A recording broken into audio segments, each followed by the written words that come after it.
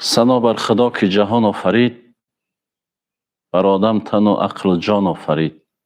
چنان آفرید که از سر یک نفس شمارش نیابد بدان هیچ کس. رهبر عالم محمد آمده است، اسم او محمود احمد آمده است. ره از او جو گر تو مردی رهروی، تا نمانی در بلای کجروی. السلام علیکم و رحمت الله و برکاته. بیننده عزیز، موضوعی که امروز در اختیار داریم و به سمع شما میرسانیم در موضوع اسراف است. بیننده عزیز، اسراف اصلا این معنی زیاده روی را دارد و به مورد استفاده بردن نعمتهای الهی است. زندگی خود سرچشمه بیش و کمی است. اسراف فقط در خوردن نیست، فقط در آشامیدن نیست. اسراف در زندگی اگر اعتبار ندادن باشد اسراف است. اسراف در علم است، اسراف در روزگار است، اسراف در مال است، اسراف در آب است، اسراف در آب و برق است. همه اینها به گروه اسراف وارد می شوند. عمل اسراف را خداوند ذوالجلال در قرآن کریم در 23 جای قرآن ذکر نموده است. بیننده عزیز، اسلام یکی از دینهای تحمل پذیر به حساب می رود و مردم را به آداب و اخلاق نیک صرفه‌کاری دعوت می کند. یکی از ارزش های بزرگ دینی مبین اسلام، بیننده عزیز، این اخلاق است، این ادب است. ادب تاج است از نور الهی، بنه بر سر برو هر جا که خواهی. خداوند رب العزت در معنی اسراف در قرآن کریم بیان میکنند: استعیذ بالله کلوا واشربوا ولا تسرفوا انه لا یحب المسرفین. قرآن کریم در این آیت زیبا بیان میکند که بخورید و بیاشامید و اسراف نکنید، زیرا خداوند اسرافکاران را دوست نمی‌دارد.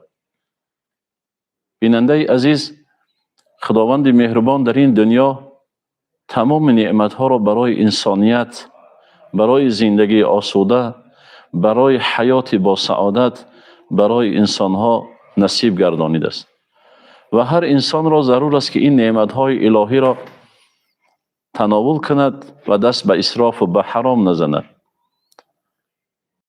برادران عزیزم، فقط اسراف در خوردن نیست، اسراف در پوشیدن نیست، اما انسان اگر در زندگیش به هر عملی که خداوند برای او نصیب گردانیده است، به هر نعمت الله برای او نصیب گردانیده است اسراف کرد، پس حرام می شود. اسراف عمر برباد دادن عمر است به عبادت و به عمل صالح. اسراف عقل ناآموختن علم و دانش است و نشستن با اهل علما و اهل فضلا است. اسراف مال در خودنمایی است. خداوند مهربان انسانیت را که وقتی که از عالم نیستی به عالم هستی روان میکند، انسانیت چیزی ندارد، نه مال دارد، نه مقام دارد، هیچ چیز ندارد.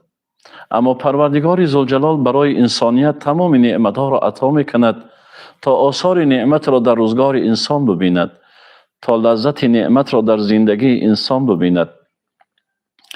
پس ما و شما را ضرور است که در روزگار، در زندگی به این آفریدگار ارج بگذاریم.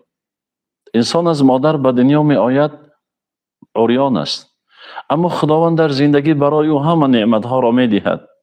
اما روز انسان از این عالم می گذرد، او را عریان می کند. اما جواب این زندگی و مال و حیات را در پیشگاه پروردگار روز خواهد داد. پس ای انسان، ای برادر، بند نعمتهای داده الله شکر کن. در عملهای خیر و صدقه های جاریه اسراف نیست. وقتی انسان را خداوند مالدار کرد و به سبب مالداریش در برابر مالداریش راه بنا میکند، برای ملک و محل آب میارد، گوشه وطن را آباد میکند، از مال داده الله در راه خدا خیر میکند، این اسراف نیست برادر. اسراف فقط در زیاده روی هست. ما که در جاده زندگی به نعمتهای الهی استفاده میبریم و سرفهم نمیرویم، درس به اسراف و به حرام میزنیم و عملهایی را در جاده شریعت وارد میکنیم که این را شریعت پاک محمدی نفرموده است. خودنمایی در اسلام حرام است. خداوند برایت مال داد، خودنمایی تو آن است که در عمل خیر او را استفاده ببری، نه در انجام دادن عملهای ناپاک. اسراف آب این است که باید انسان آب آشامیدگی که او می نوشد به قدر استطاعت و به قدر تشنه بودنش بنوشد و او را اسراف نکند، او را رها نکند که در کوچه ها نرود، زیرا مسلمانان دیگر از او استفاده میبرند. اسراف برق این است که انسان وقتی که برای زندگیش، برای خاندانش روشنایی پیدا شد، در فکر همسایه و برادرش باشد، در فکر هموطنش باشد و او را در لحظه های بیکار بودن خاموش کند تا در نزد پروردگار ذوالجلال از جمله اسرافکاران نوشته نگردد. دوستان عزیز، ما نمیدانیم که خداوند ذوالجلال ما را با کدام عملمان وارد جنت می سازد. شاید انسان در روزگار و در زندگی برای جمعیتش، برای وطنش، برای ملتش عمل خردترین خیری را انجام دهد. خداوند شاید به طفیل این عملش در جنت را برویش باز میکند. پس ای برادری عزیز، زندگی میگذرد، حیات میگذرد.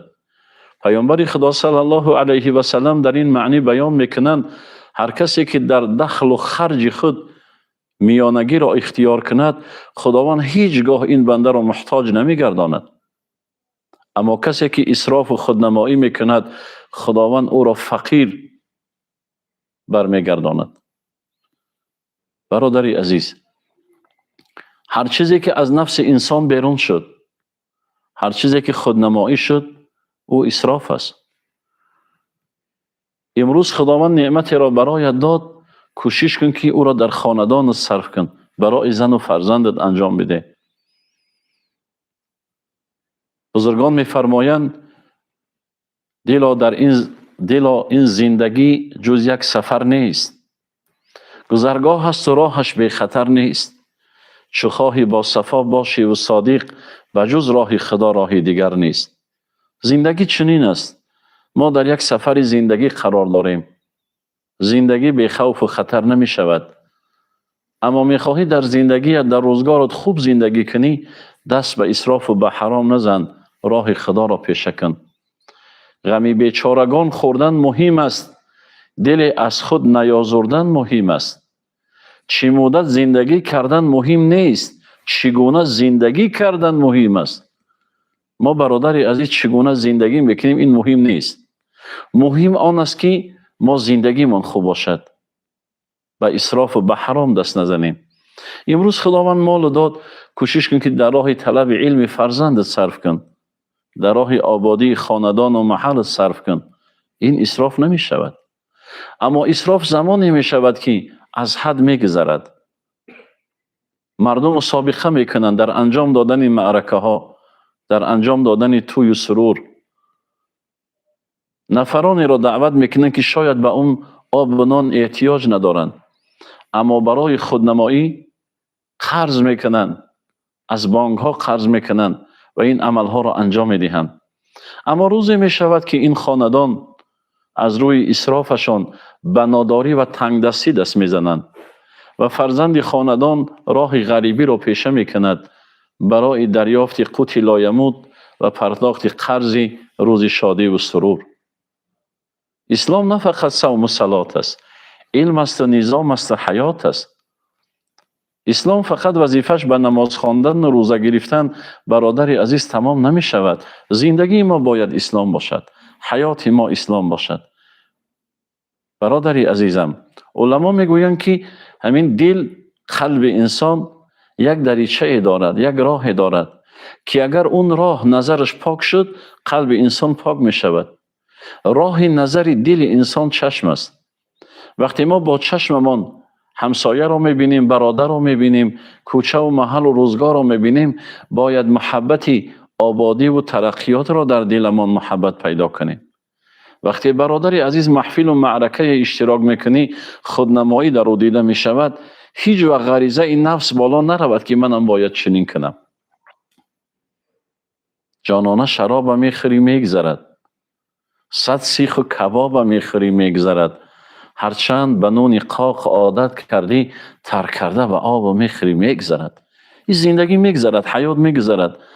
اما ما و شما وقتی به مال داده پروردگار اسراف کردیم، به عمر داده خداوند اسراف کردیم، به فرزندای داده که خدا برای ما داده است اسراف کردیم، به وطن تنج و آرامی که الله نصیبمان گردانیده است ناشکری کردیم و اسراف کردیم، به این قدر آبهای فراوان وطن، به این قدر چراغان روشنایی وطن اسراف کردیم، از جمله اسرافکاران در پیشگاه خدا میشویم. بیننده عزیز، اقدام بی‌نظیری که از جانب اساسگزار صلح و وحدت ملی، پیشوای معظم ملت، برای این وطن و این ملت این قانون ملی کردید، یعنی قانون جمهوری تاجیکستان درباره تنظیم عنعنات و مراسم در جمهوری تاجیکستان که دیروز سالگرد او را جشن گرفتیم، این برای معنویات و ارزش محوری انسانیت را بلند برداشتن است. این معین کردن زندگی انسان است. پس برادری عزیز، راه خیر بسته نشده است. راههای خیر در اسلام زیاد است. فقط در خودنمایی نیست، فقط در نمایشکاری نیست. راه خیر در آن است که انسان دل به دست بیارد. ما در برابر هر عملی که کنیم، اگر در دلمان رازگی خدا نباشد، هیچ فایده ای ندارد. اگر مسجد رفتن به خاطر رضاگی الله نباشد، اگر حج رفتن به خاطر رضاگی خدا نباشد، اگر هر عملی خیری میکنی به خاطر رضاگی خدا نباشد، برایت فایده ای ندارد. برای می برادران عزیز، بینندگان عزیز، ما این زندگی را شکر کنیم، این حیات را شکر کنیم، این وطن تنج آرام را شکر کنیم و دست به اسراف و به حرام نزنیم. زیرا اسرافکاران را قرآن برادران شیطان ذکر کرده است. کسی که دیده و دانسته شریعت را میداند و در شریعت زیاده روی میکند، در شریعت خودنمایی میکند، او بجز عذاب ثواب به دست نمی آورد. شریعت خودنمایی نیست، شریعت افتادگی است. شریعت از گفته ها به عمل است. برای همین بیننده عزیز، مراد از این گفتار آن است که ما در مجرای زندگی کوشش کنیم پیش راه نفس را بگیریم. از عالم پرسیدن جنت چند قدر راه است؟ در جواب گفت جنت یک قدم است، دور نیست جنت. اگر هر نفری که قدمش را در بالا این نفسش بماند، قدم دومش در جنت میرسد. همه اسرافکاری و خودنمایی همه از روی نفس پرستی پیدا می شود. وقتی انسان اگر دست به نفس پرستی کرد، دیگر خودنمایی او زیاد می شود. می خواهد که در خاندانش چراغ‌های زیاد روشنایی کنند، اما شاید یک چراغ در او خانه او بسنده باشد. یا آب‌های زیاد فواره بزنند، اما یک جویک آب شاید برای او بسنده باشد. یا مال زیادی را در نزد مردم به نمایش بگذارد، شاید یک مال برای او بسنده باشد. برای این خداوند مهربان نعمت مال را برایت ارزانی داشت. این امانتداری است، مالداری. امانت الله را به مردم رسانیدن است و خلق رسانیدن است. پس شکر کنیم که اگر ما مالدار هستیم و ما را خداوند مالدار کرد، دست خیر داشته باشیم و دل به دست بیاریم. شاعر بیان میکنن نفس می نیارم زد از شکر دوست، که شکر ندارم که در خورد اوست. عطای از هر موی بر تنم، چگونه به هر موی شکر کنم. ما شکر کنیم که پروردگار ما را تن صحت داد، ما را زندگی داده است، ما را حیات داده است. ستایش خداوند بخشنده را که موجود کرد از عدم بنده را. کی را قوت و وصف و ادراک اوست، احساس اوست که و اوصاف مستحرق شان اوست. بدیعی که شخص آفریدن زگیل، روان و خیرت بخشد و هوش و دل. ز پشت پدر تا به پایان شیب، نگر تا چی تشریف دادد ز غیب. الله ذوالجلال ما را از پشت پدر به این عالم هستی نصیب گردانید تا شناخت خدا در قلب ما باشد، خودنمایی نباشد. چوپاک آفریدت به هوش باش و پاک، کی ننگ است ناپاک رفتن به خاک. پیاپی بی افشان از آینه گرد، کی مطلق نگردد ز زنگار خرد. برادران عزیز، این زندگی، این حیات یک سرچشمه است.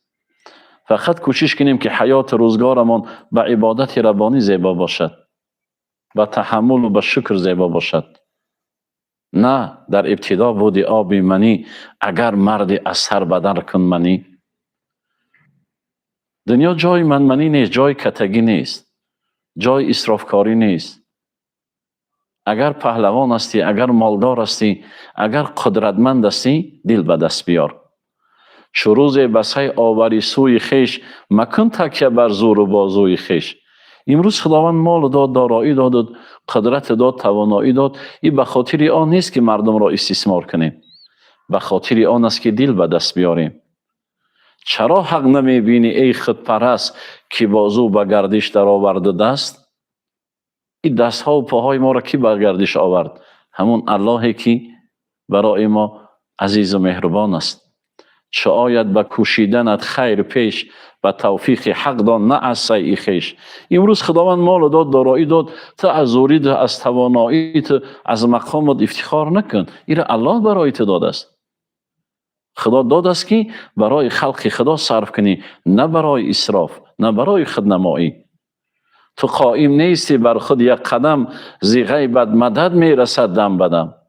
این خدایی مهربان ما را بالای قدم ها سوار کرد که امروز راه می رویم، امروز کار می رویم، امروز می گیریم، می خوریم و می گردن. هزاران نفر را در جمعیت می بینیم چشم بینا ندارند. هزاران نفر را می بینیم گوش شنوا ندارند، با دستاشون حرف می زنند. هزاران نفر بالای عربه معیوبی سوارند. ما شکر کنیم که الله ما را بنده پسندیده خلق کرد که با دهان حرف می زنیم، با زبان شیرین کلام تکلم میکنیم، با چشمای زیبا دنیا را میبینیم و با قدم ها بالای جسم ما، بالای قدم سوار است راه میرویم. نه طفل زبان بسته بودی زلاف، همه روزی آمد به جوف از زناف. ای برادر، نظر کنیم که ما را خداوند در بطن مادر چگونه رزق داد، چگونه حیات داد. چنافش بریدن روزی گس است، و پستان مادر در آویخته است. پروردگار ذوالجلال نعمتها را برای انسان زیاد ارزانی داشته است. ما از مادر به دنیا آمدیم، پروردگار پستان مادر من و شما را پر از شیر گردانید. غریبی که رنج آورد دهر پیش، بیدار و دهن آبش از شهد میش. دوستای عزیز، خداوند انسان به مالش، به روزگارش، به حیاتش امتحان میکند که آیا ما چگونه الله را میپرستیم و به گفته خدا عمل میکنیم. برای این مادرای عزیز، خواهرای عزیز، هیچ وقت برای اسرافکاری مردا را مجبور نکنید که دست به اسراف بزنند. یکی از سبب اسرافکاری در توی معرکه ها این مادران هستند. مادران مجبور میکنند فلان همسایه چنین کرد، فلان همسایه چنین توی کرد، چنین طعام پخت. ما باید به قدر استطاعت و قوتمان انجام بدیم. این ازدواج کردن فرزندان، برپا کردن توی دامادی و عروسی، این خودنمایی نیست. نکاح اصلا عبادت است. فرزند را به خانه زندگی گسیل کردن عبادت است، این عادت نیست. برای این ما در عبادت، در زمان شادی و سرور فرزندانمان دست به اسراف و به حرام نزنیم. برای آینده ای فرزندانمان مال باقی بگذاریم که بعد انجام دادن شادی و خرسندی فرزندان ما زندگی خوب داشته باشند. یا امروز در بخش مردم دیده می شود که در زمان عزاداری دست به اسراف می زنند. هیچ کس نمی داند که پدرش امروز از دنیا می گذرد یا مادر می گذرد. آیا تو در کدام حالت سطحی نمی دانی؟ این را فقط الله می داند. برای این برادری عزیز، وقتی مصیبت به سر برادری مسلمان آمد، برای او مصلحتی صبر را برای او پیشه کنیم که همه از جانب الله هست. و امروز اگر قدرت داری به خاندان مصیبت زده طعام میبر، اونها را با سخن نیک دلشان را شاد کن. هیچ وقت برای مردمی که در مصیبت گرفتار هستند برای اینها مصلحتگر نباشیم که دست به خود نمایی دهند. گر به دستی خود دهی خرمای تر، به که بعد از تو دهند خیروار زر. امروز برادر خداوند ما در اختیار داد، امروز دارایی را در اختیار داد، به دست خودت خیرات انجام بده. به دست خودت یک دهه دوردست برو آب بیار، یک مکان و یک تعلیمگاهی را بنا کن، به خاطر خدا باشد، خدا برکتت میده. در زمان شیخ بهلول یک مرد یک مسجد بنا کردن، شیخ بهلول از او پرسان شد این مسجد را به خاطر چی بنا کردی؟ گفت به خاطر الله. شیخ بهلول شبانه آمد، بالای در مسجد نویست مسجدی با نام شیخ بهلول. این مرد وقتی سحرگاه هم بهر عبادت آمد، بالای در مسجد را دید نام شیخ بهلول است، با مردم فریاد زد که من ساختم، این شیخ نساخته است. شیخ بهلول گفت که من دیدم که تو هدفت خاطر خدا نبود. اگر برادر عزیز، هموطن عزیز، ما هر کاری که میکنیم هدف مرازی پروردگار باشد، خداوند برای ما کافی است. هدف خودنمایی نباشد، هدف ریاکاری نباشد. ما را خداوند امروز مال داد، اسراف نکنیم، فرزندای خوب برای جامعه تربیت کنیم، برای حیات تربیت کنیم، فرزندای صادق تربیت کنیم که با علم و با دانش و با تفکر باشند و در برابر این اخلاق ادب حمیده داشته باشند. از این دیگر نعمتی بالاتری برای جامعه نیست، از این دیگر سعادت روزگار نیست. لباس پوشی هم باید به قدری اسرافکاری نباشد، هر روز نمایش نباشد.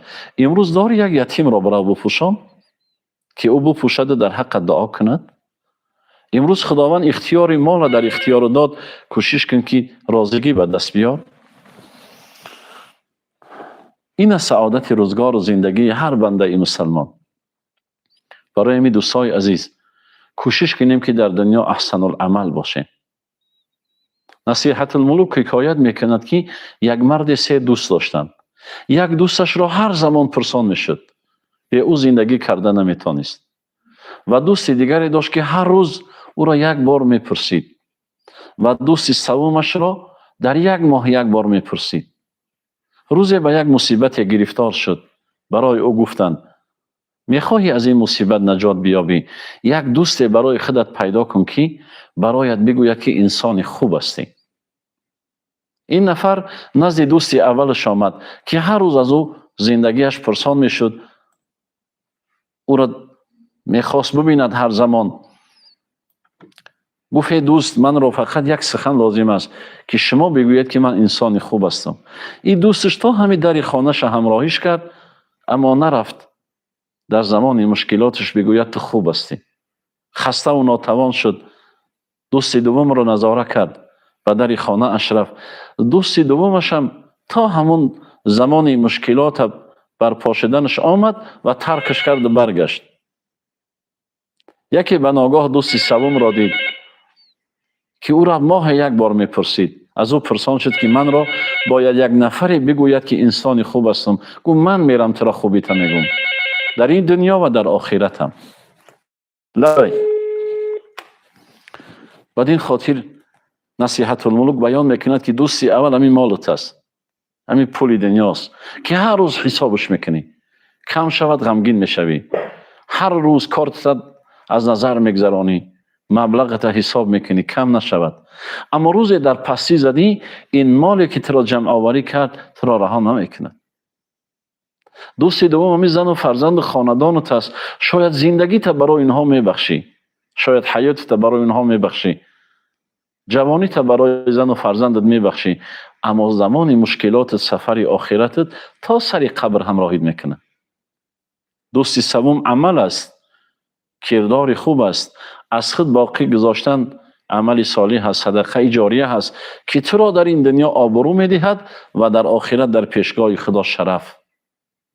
بدین خاطر جوانی عزیز، بیننده عزیز، کوشش کنیم که در مجرای زندگی با عمل صالح دوست باشیم. امروز مال داری، دارایی داری، دست به اسراف و به حرام نزن. در پیشگاه خدا خودت را پریاب شیطان نگردان. اگر میخواهی خداوند را در رحمتش گرفتار کند، دل به دست بیاور.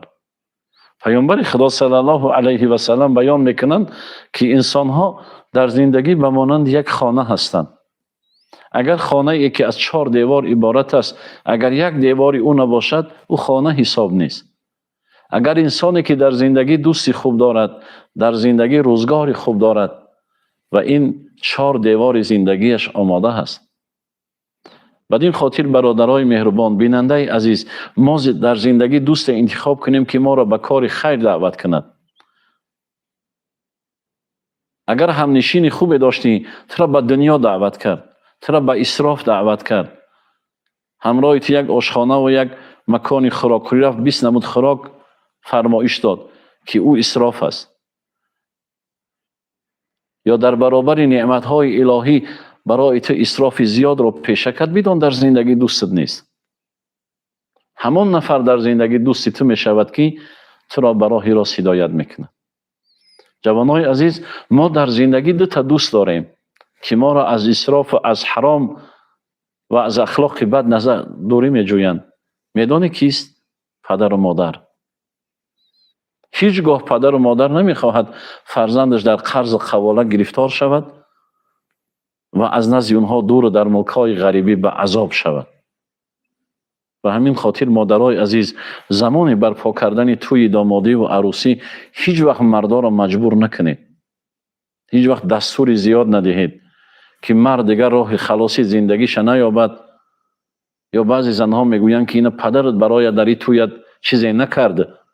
مرد دست به قرضداری میزند، به حرام میزند، به اسراف میزند تا چند زن چند روزه طعام بخورند. اما عاقبتش چیست؟ برپا گردیدن محفل های خیر در پیشگاه خدا رحمت است. بدین خاطر بیننده عزیز، قانون جمهوری تاجیکستان درباره تنظیم عنعنه و جشن و مراسم، این سرچشمه اش پیش گرفتن پیش راه اسرافکاری و خرافات است. این قانون یگان جاده شریعت را منع کردگی نیست، یگان قانون اسلام را منع کردگی نیست. فقط مردم را شریعت را توسط این قانون مقام و منزلت بلند برداشتگی است که در زمان انجام دادن توی دامادی و عروسی شخصیت های زیادی نباشند که برای خودنمایی و دیدن دسترخوان و تعریف های چند روزه باشند. برای تبریک و برای سخنی نگفتن است انجام دادن دعوت دوست. یا در زمان مصیبت زمان خوراک خوردن نیست، زمان خنده کردن و بازی کردن نیست، زمان عبرت گرفتن است که ما هم روزه و این مصیبت گرفتار میشیم. و برادری عزیز، برای انجام دادن عمل خیرت هیچ وقت دست به اسراف نزن.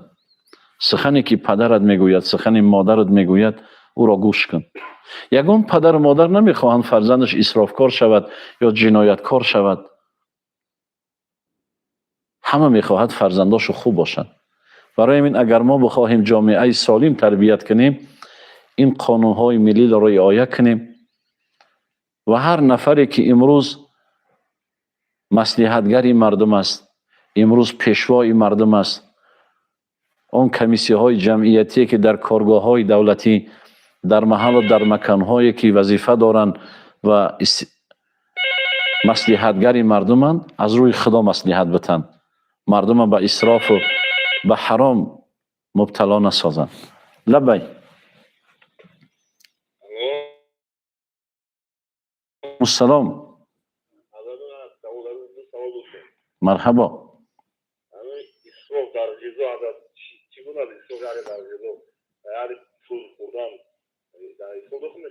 بله، سلامت باشه.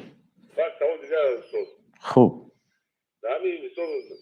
خونه تعمیر کردن خونه ها، تعمیری زمانهایی بیشتر بکن خونه های در صندوق خودش هم میفهمم. سلامت باشه. اخیراً برادری عزیز سوال میکند که آیا تعمیر خانه ها به اسراف داخل می شود؟ همون هر چیزی که از نفس تو زیادی میکند، یعنی تو در قرض قوالات میزنی، به سخنی خاندانت برای تو مجبور میکند، دلت راضی نیست، نداری همون چیزا، قدرت نداری، نیکی دست بد از روی که زندگیت ویران نشود، از روی که خودنمایی همسرت کم نشود، دست به امین میزنی، اسراف است. البته نداری، قدرت نداری. همین بالای سرت کلبه آرام داشته باشی، بیر همین یک برده نان خوب داشته باشی و وطن آرام داشته باشی. از این دیگه زندگی خوبتر نیست. این خانه های زیبا را برای بعضی برادر خانهش چند آشیانه می سازد، لیکن وقتی نداره که این آشیانه های براش بباید، مکان خانه تارتنگ می شوند. اسلام خودنمایی نیست، اسلام زیاده روی نیست، اسلام اخلاق است، اسلام ادب است، اسلام زندگی است، اسلام تحمل پذیری است. برای می دوستای عزیز، هیچ وقت در زندگی دست به اسراف نزنیم. اسراف فقط در خوردن نیست، در لباس پوشی هم از حد زیاد گذاشتن، هر روز یک لباس نو به بر کردن و در همین جیوان ها آویزان کردن البته اسراف است.